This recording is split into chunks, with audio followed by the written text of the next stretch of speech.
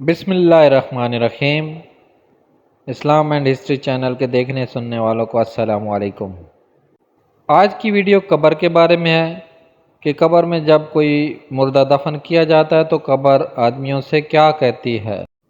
रसूलुल्लाह अज़्ज़ व जल्ल व सल्लल्लाहु ताला अलैहि वसल्लम ने फरमाया कि जब कब्र में मुर्दा रख दिया जाता है तो कब्र इस मुर्दे से कहती है कि ए इब्ने आदम, तू किसके फरेब में पड़ा रहा? क्या तुझे नहीं मालूम कि मैं फितने का घर हूँ, मैं तारीक का घर हूँ, मैं तन्हाई का घर हूँ, मैं कीड़ों का घर हूँ। तू किस घमंड में था जब तू लोगों को धक्का देता हुआ मेरे ऊपर से गुजरता था? तो अगर मुर्दा नेक व साले होता है तो एक फरिश्ता उसकी तरफ से कब्र को जवाब देता है कि ए कब्र, ये तो ज़मीन पर लोगों को अच्छी अच्छी बातों का हुक्म देता था और बुरी बुरी बातों से लोगों को मना किया करता था। ये सुनकर कब्र कहती है कि अगर ऐसा ही था तो अब मैं इसके पास हरियाली लाऊंगी और इसका बदन नूर होकर मुझसे निकलेगा और इसकी रूह अल्लाह ताला के दरबार रहमत तक रसाई हासिल करेगी। उबैद बिन उमैर रज़ी अल्लाह ताला अन्हु फरमाया करते थे कि मैयत से बवक्त दफन कब्र कहती है कि मैं तारीकी का घर हूँ, मैं तन्हाई का घर हूँ, मैं बेकसी का घर हूँ। अगर तू अपनी ज़िंदगी में अल्लाह ताला का फरमाबरदार था तो आज मैं तेरे लिए रहमत बन जाऊँगी, और अगर तू अल्लाह ताला का नाफरमान था तो मैं तेरे लिए अजाब बन जाऊँगी।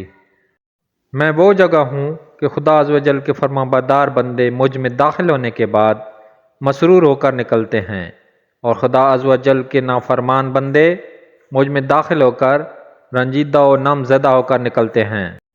मोहम्मद बिन सबी रहमतुल्लाह अलैह कहते हैं कि जब कब्र में मैयत को अजाब होने लगता है तो दूसरे मुर्दे उससे कहते हैं कि ऐ शख्स, क्या तूने हम लोगों का हाल देखकर कुछ भी इबरत नहीं हासिल की?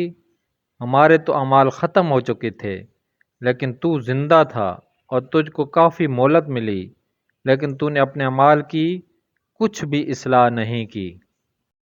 ज़ाहरी दुनिया पर फरेब खाने वाले, तूने उन लोगों से इबरत नहीं पकड़ी जो तुझसे पहले ज़ाहरी दुनिया पर फरेब खाकर ज़मीन के अंदर चले गए। हालांकि तू हमेशा देखा करता था कि सब के क़ुरबा व अहबाब लोगों को इस मंजिल तक पहुंचाया करते थे।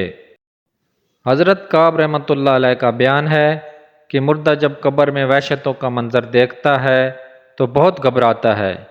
उस वक्त उसके अमाल सालिया यानी नमाज, रोज़ा, ज़कात, हज, जिहाद और सदका वगैरह उसकी वहशत और घबराहट को दूर करते हैं। उन्होंने फरमाया कि कब्र में जब अजाब के फरिश्ते मैयत के पाँव की तरफ से आते हैं तो नमाज आकर खड़ी हो जाती है कि हटो, तुम कुछ नहीं कर सकते, इसने नमाजों में बहुत लंबा लंबा क़याम किया था। फिर अजाब के फरिश्ते मैयत के सर की जानिब से आते हैं तो रोज़ा खड़ा होकर कहता है कि हटो, तुम्हें इस तरफ से कोई रास्ता नहीं मिलेगा। इसने दुनिया में रोज़ा रख कर खुदा अज़्ज़ व जल के लिए बहुत ज़्यादा प्यास बर्दाश्त की थी।